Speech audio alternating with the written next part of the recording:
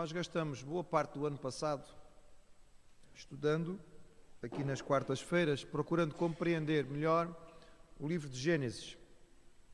E o livro de Gênesis termina de uma maneira assim um pouco triste, podemos dizer um pouco fúnebre, porque o último versículo de Gênesis diz: morreu José com a idade de 110 anos e depois de embalsamado foi colocado num sarcófago no Egito.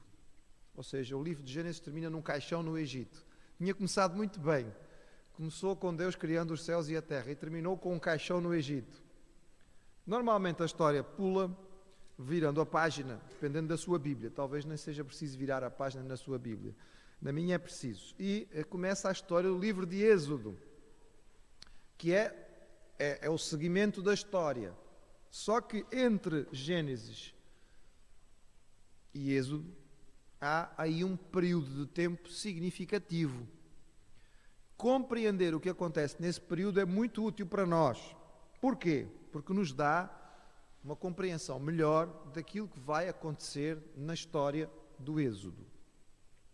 Ao contrário do que algumas pessoas dizem, a esmagadora maioria dos relatos bíblicos tem comprovação histórica e arqueológica.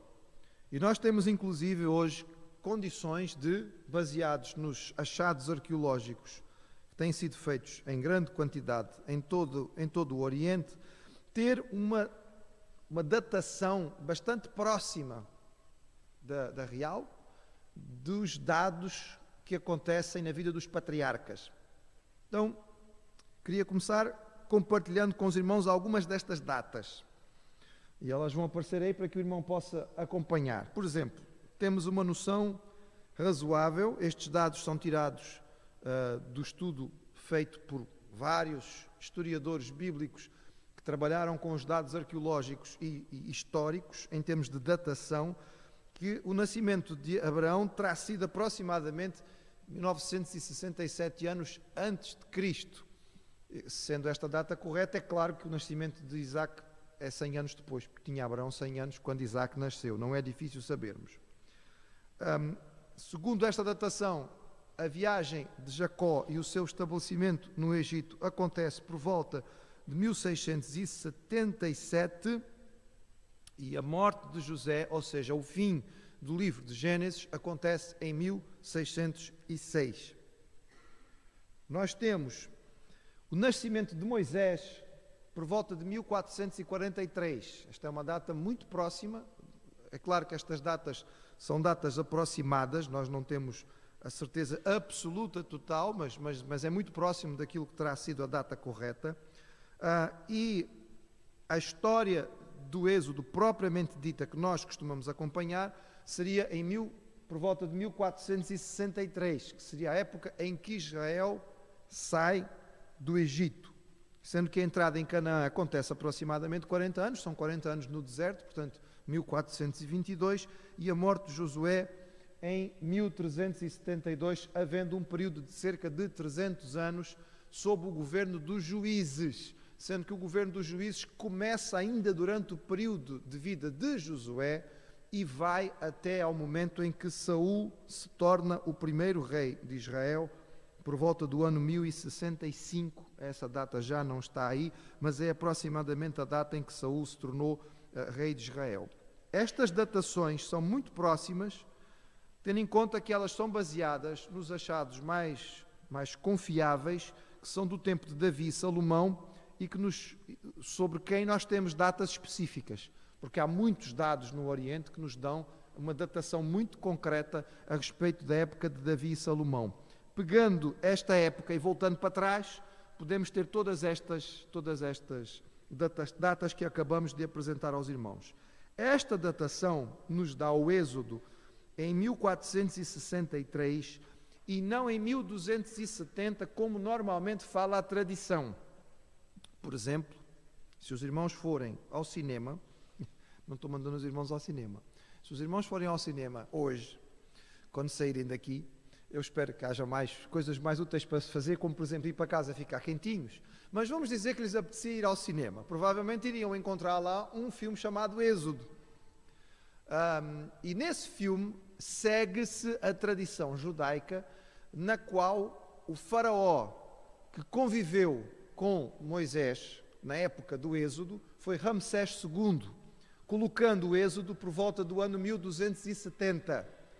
Essa data, que é a data tradicional que é seguida pelos judeus, não corresponde àquilo que foi encontrado. Nós temos hoje muitas provas, muitos dados suficientes para sabermos que esta data que é apresentada no filme e que é tradicional é muito atrasada, é muito posterior. Temos muitas informações suficientes para saber que os judeus já estavam há muito tempo no território de Israel, já viviam há muito tempo em Canaã, quando Ramsés foi rei lá no Egito. O que é que acontece neste período e que pode ser útil para nós podermos entender a história? Bem, eu convido os irmãos a abrirem as suas Bíblias em Êxodo, capítulo 1.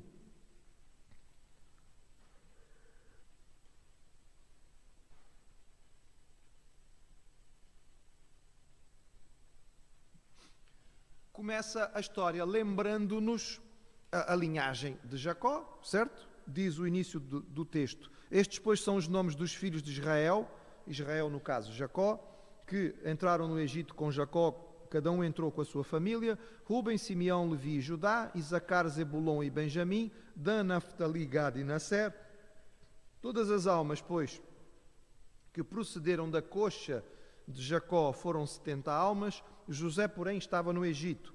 Sendo, pois, José falecido e todos os seus irmãos e toda aquela geração, os filhos de Israel frutificaram e aumentaram muito e multiplicaram-se e foram fortalecidos grandemente, de maneira que a terra se encheu deles. Depois, levantou-se um novo rei sobre o Egito, que não conhecera a José. Só até aqui, irmãos, para que nós possamos então compreender o que é que está a acontecer, para que nós possamos depois então fazer uma boa leitura e uma boa compreensão do que vai suceder com os israelitas e do porquê de todas estas situações que nós encontramos. Portanto, os irmãos já sabem que esta expressão apresentada aqui como os que procederam da coxa de, está falando sobre os descendentes, sendo a coxa o símbolo de força, não é? Naquele contexto cultural, é isto que ele está querendo afirmar. E o versículo 7 dá-nos a ideia de que realmente passaram-se muitas gerações e Israel prosperou de forma significativa, já que se vão passar aproximadamente 2 a quase 3 séculos que o povo vai passar neste exílio e neste tempo em que está ali no Egito. Portanto, é muito tempo, é tempo suficiente para estas famílias se multiplicarem e se tornarem significativamente fortes.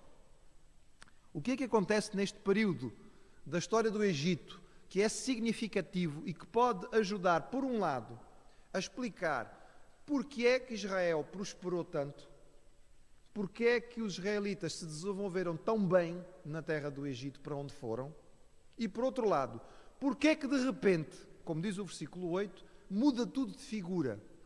Porque é que de repente, diz aqui, que levanta-se um faraó que não conhecera José.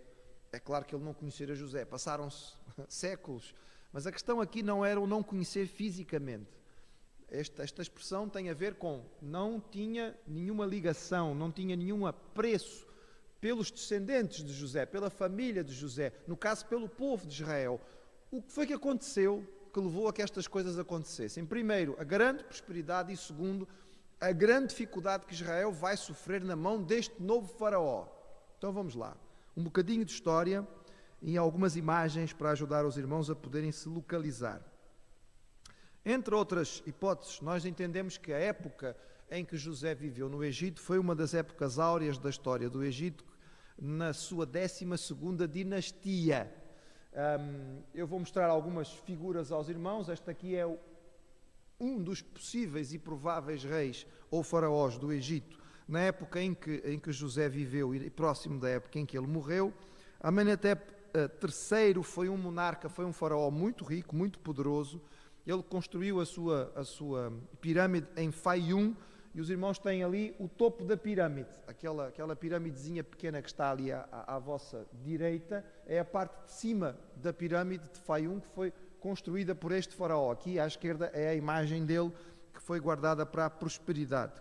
O seu sucessor governou junto com ele e foi sucedido pela irmã, que seria, segundo uma das hipóteses, a primeira mulher a governar o Egito. Existe uma outra candidata na sexta dinastia, mas os egiptólogos não chegam à conclusão se ela chegou realmente a reinar ou não. Esta época da 12ª dinastia é considerada a época de ouro, a época dourada, a época áurea, em que as coisas estavam a correr realmente muito bem. A seguir começa uma nova dinastia. Esta nova dinastia, porque não há descendentes, os irmãos sabem que normalmente as dinastias acabam quando morre um rei que não tem descendentes, não tem filhos diretos, e portanto há ali uma briga e uma luta de sucessão que normalmente leva a governos fracos.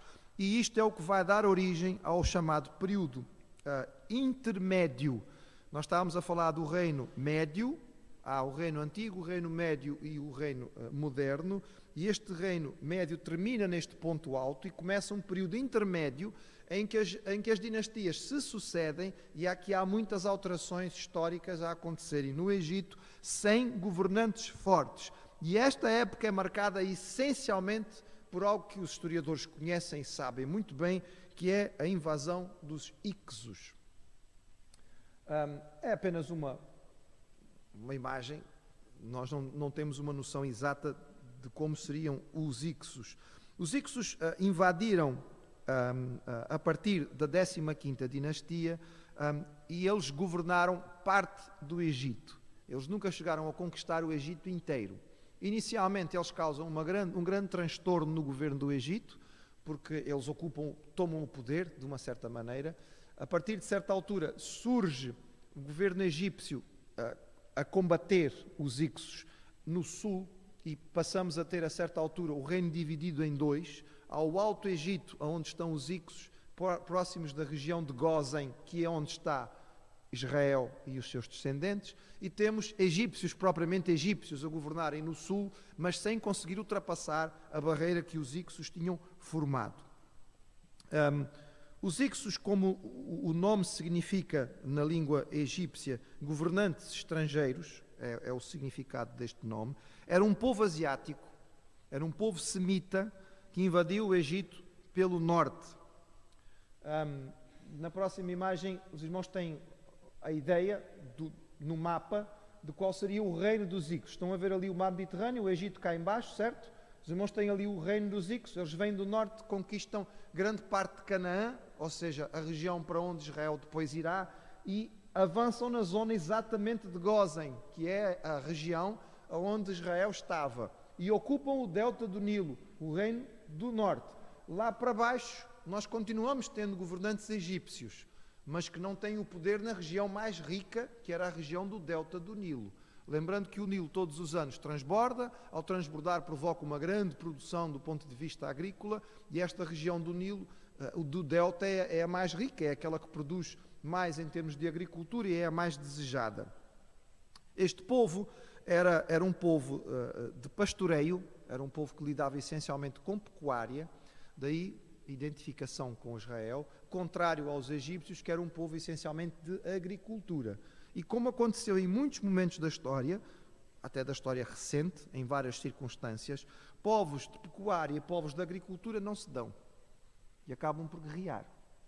Uma das guerras entre povos de pecuária e povo de agricultura recentíssima, e que todos os irmãos que veem as notícias devem se lembrar, foi o massacre que aconteceu há pouco tempo naquela região do Ruanda e do Burundi, a guerra entre os Hutus e os Tutsis. Os Hutus eram um povo da terra, era um povo agrícola, e os Tutsis eram um povo de pecuária, ou seja, de pastoreio, que chegou àquela região. E eles nunca se deram muito bem, exatamente por causa desta diferença.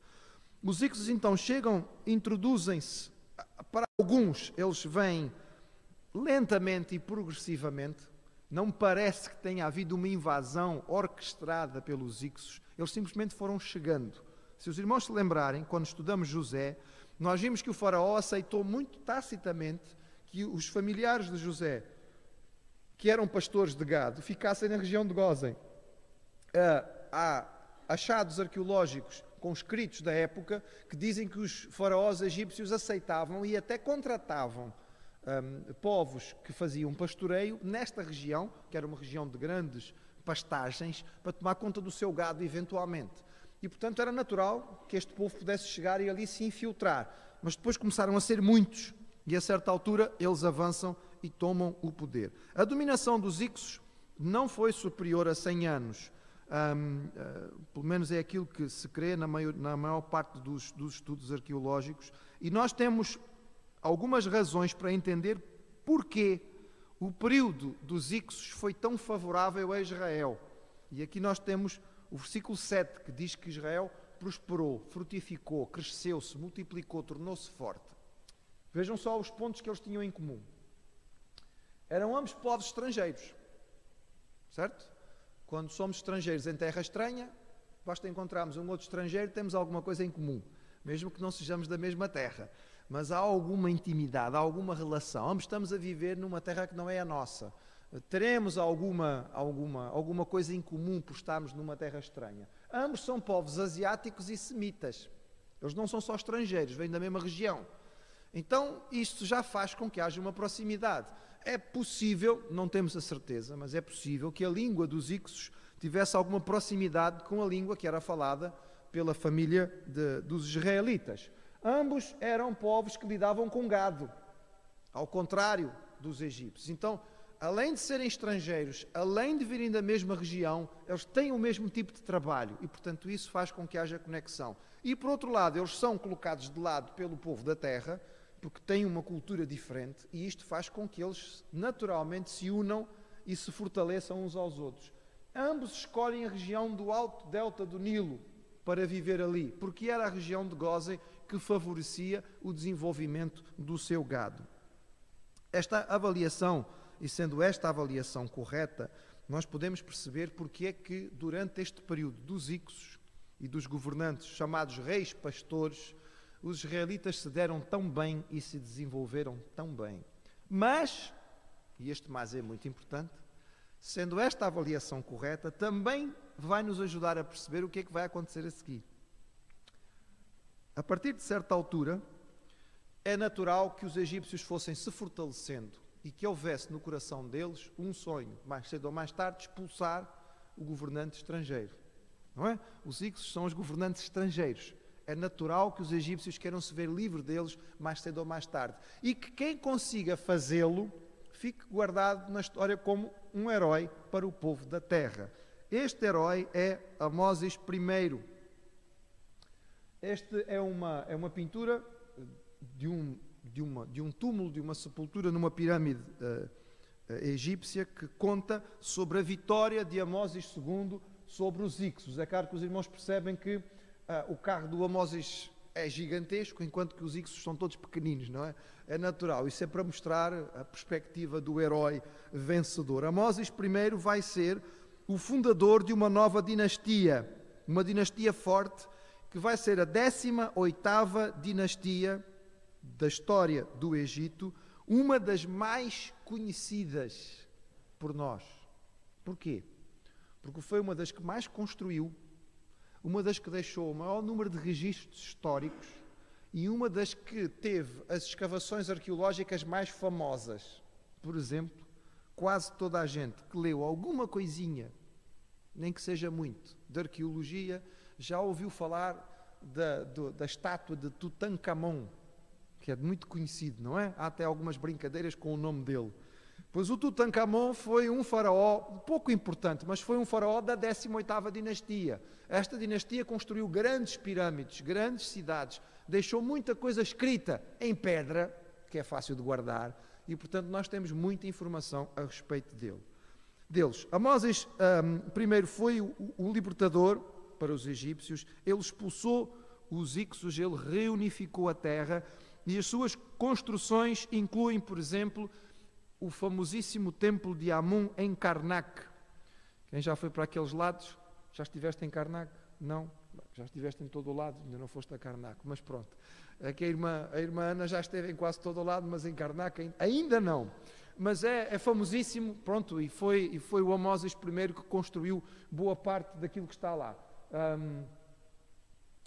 Aqui os irmãos têm o próprio o dito cujo em pessoa, está bem? Aquilo é a múmia dele, só para verem a qualidade da mumificação egípcia. Esta múmia é uma múmia, enfim, estamos a falar de 1500 e qualquer coisa antes de Cristo, ou seja, há 3500 anos atrás, e está preservada desta maneira. Eles tinham realmente uma arte extraordinária na preservação. Imagem seguinte, Gabriel, ainda é o Amoses? Não.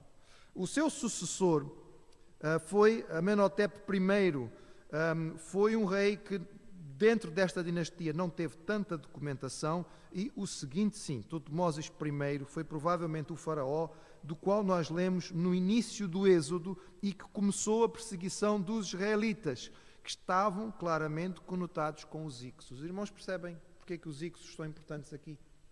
Os Ixos chegam, são estrangeiros, vêm da mesma região que os israelitas, têm o mesmo tipo de trabalho, identificam-se com eles, chegam e tomam conta do governo e da região onde os israelitas estão. Tudo bem, os israelitas dão-se muito bem com eles. E enquanto os Ixos governam, os israelitas prosperam, as coisas lhe correm bem, eles multiplicam-se, tornam-se fortes na terra. Mas é natural que, quando os Ixos são expulsos, os governantes egípcios que tomam o poder olham para os israelitas como inimigos, colaboradores. Vocês ficaram cá, não é? Expulsamos os outros, mas vocês ficaram cá. Não eram vocês que se davam tão bem com eles e que tinham muita amizade e tinham o mesmo tipo de trabalho, etc. Então espera aí para ver o que é que a gente vai, como é que a gente vos vai tratar. E aí temos o versículo 8 que diz: levantou-se um novo rei que não conhecera a José. E nós estamos provavelmente a falar, irmãos, aqui do surgimento de uma nova dinastia que não reconhecia nenhum tipo de amizade para com este povo semita, estrangeiro, de pastoreio, que ocupa uma região na parte rica do alto delta do Nilo. Tutmoses I expandiu tremendamente o Egito, ele foi um grande conquistador, ele avançou até o Eufrates por um lado e avançou até a conquista da Núbia, foi um grande comandante militar, foi um grande general, e foi durante o seu reinado que provavelmente nasceu Moisés. A sua filha é uma das princesas mais famosas da história do Egito, Hatshepsut, que foi provavelmente a princesa egípcia de qual nós vamos ler no texto, que encontrou o Moisés e o tomou como seu próprio filho e o criou. O Tutmoses tem muita coisa, portanto, são estátuas gigantescas. Aqui também é a estela que foi encontrada na sua pirâmide, onde ele foi enterrado. Imagem seguinte. Aqui o Tutmoses II vai se fortalecer, sendo um filho secundário, casando com a Hatshepsut. Na imagem seguinte, nós temos a estela em que mostra o casal junto, e isto está em Karnak. Próxima. Esta sim é a princesa. Esta princesa é muito importante porque, por um lado, nós acreditamos que terá sido ela que realmente recuperou e deu o nome a Moisés. Não sei se os irmãos estão a perceber porque é que ele tem o nome Moisés, não é? A gente às vezes esquece de perceber porque é que ele tem o nome Moisés. Põe atrás, Gabriel.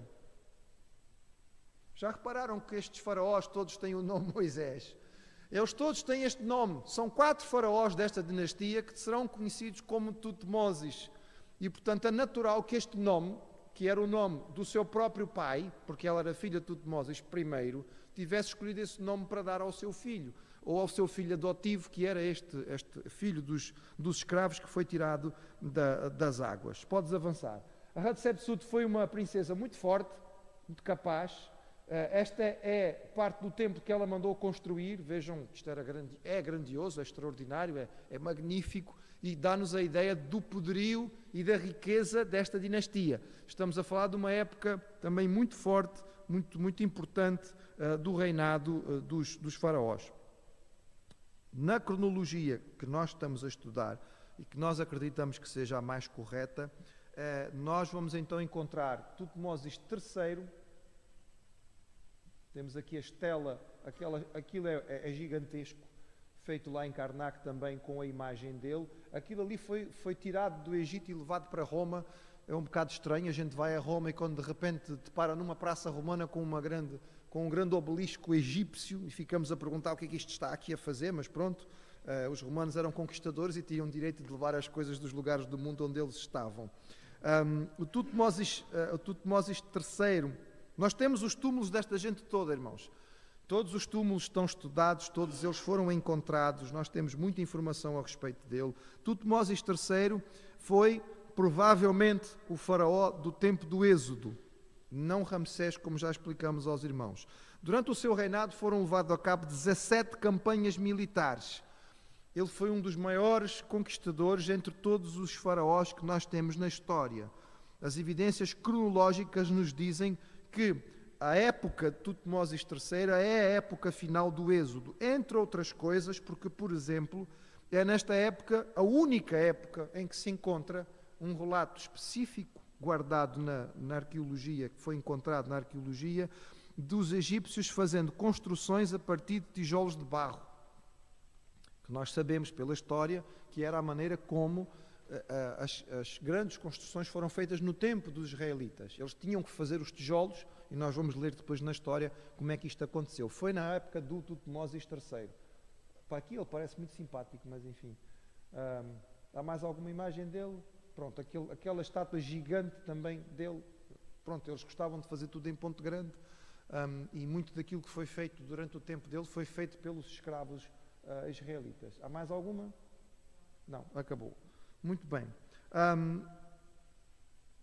Outro dado curioso, irmãos, que nos dá a entender que foi nesta época que aconteceu tudo aquilo que nós vamos encontrar no livro de Êxodo, vai acontecer porque em 1358 vai subir ao trono do Egito um faraó chamado Akenaton. E este faraó da 18ª dinastia vai se converter ao monoteísmo. É um relato único na história universal.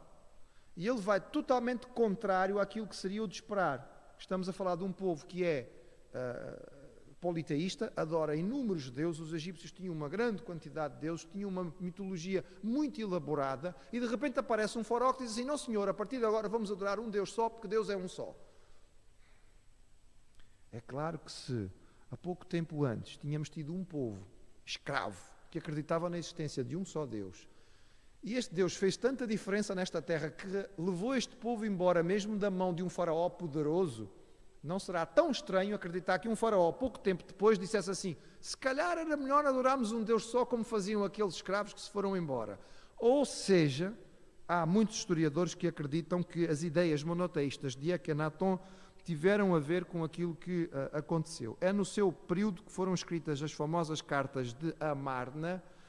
Estas cartas fazem referência aos hebreus que já tinham invadido e ocupado muitas das cidades de Canaã. E as cartas de Amarna, entre outras coisas, estão a pedir ajuda aos faraós, ao faraó Akenaton do Egito, para ajudar as cidades cananitas a resistir à invasão e à dominação dos hebreus. É claro que se isto só tivesse acontecido em 1270, nós não podíamos ter estas cartas quase 100 anos antes. O que mais uma vez confirma que a data que estamos apresentando aos irmãos são corretas. A nossa base, em termos da Escritura, também é bastante concreta. Se os irmãos abrirem as suas Bíblias rapidamente no primeiro livro de Reis, capítulo 6, se calhar nunca perceberam que tem aí algo que pode nos ajudar com datação do Êxodo, em 1 Reis, capítulo 6,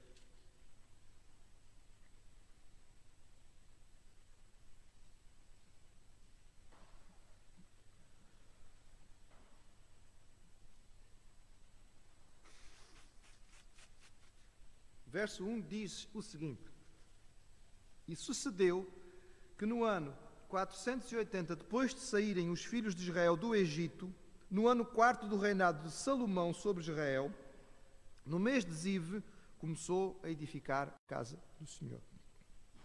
Temos a data específica em que foi começada a construção do templo de Jerusalém. E eu já disse aos irmãos que, pelo facto de termos muitos achados arqueológicos deste período, nós sabemos a data em que Salomão começou a governar. Logo sabemos a data em que ele começou a construir o templo. Se contarmos 480 anos para trás, vamos saber a época do Êxodo. E exatamente como nós sabemos que ele começa a governar por volta de 985 a.C., e o 4º ano do seu reinado foi por volta de 480, se nós andamos 980, Se nós andarmos 480 anos para trás, damos por volta de 1460, que é a época aproximada que nós dissemos aos irmãos em que vai acontecer o êxodo ou a saída do povo do Egito. Ou seja, nós temos muitos dados e muitas informações para perceber quando é que realmente aconteceu esta história e para nos sentirmos tranquilos em relação à sua datação. Resumindo e terminando, para nós nos prepararmos então para a próxima semana, quando vamos arrancar. Nós temos um período entre o Gênesis e o Êxodo, marcado essencialmente pela invasão e dominação de um povo semita do governo do Egito. Chamavam-se Ixos. Este povo é um povo que cria uma ligação forte com os israelitas, porque vem da mesma região do mundo, provavelmente fala uma língua parecida, tem a mesma prática em termos de profissão e de trabalho, e permitem aos israelitas um desenvolvimento e portanto, um fortalecimento significativo durante um período de mais de um século e meio. É bastante tempo. Acabando este período, quando os Ixos são derrotados, a nova dinastia que toma o poder, naturalmente desenvolve uma antipatia significativa para com os israelitas. Tendo expulsado os Ixos, que eram os governantes, vai antagonizar os israelitas, que eram seus amigos. E daí nós temos o grande desafio. Isso explica a grande perseguição que foi movida contra os israelitas e o grande desafio que se colocava à saída de um povo escravo, de um Egito forte, como em poucos momentos da história ele foi. E também a teimosia de um faraó, Tutmoses III, que foi um dos faraós mais vitoriosos em batalha de toda a história do Egito. 17 campanhas militares, todas elas vitoriosas. Dá para explicar um bocadinho melhor porque é que este homem vai fincar tanto o pé e vai sempre dizer a Moisés: não deixe o povo ir. Ajudou, irmãos? Eu espero que sim. Isto é mais uma vez para nós guardarmos e lembrarmos o seguinte: ao estudarmos o texto bíblico, nós não temos medo nem da ciência nem da história. Não quer dizer que nós conseguimos explicar todas as coisas, porque evidentemente que algumas não conseguimos. Mas quanto mais nós avançarmos em termos de conhecimento e de percepção, mais nós vamos perceber o quanto a Bíblia está correta. E neste caso, nós temos muitas bases para nos sentir seguros de entender que este período histórico do Egito explica muito daquilo que nós vamos encontrar no início da história do Êxodo. Como vão os faraós da 18ª dinastia tratar este povo semita que cuida de gado e que mora na região de Gósen? Se Deus nos der vida e saúde, e na próxima semana estivermos cá, nós vamos começar a ver.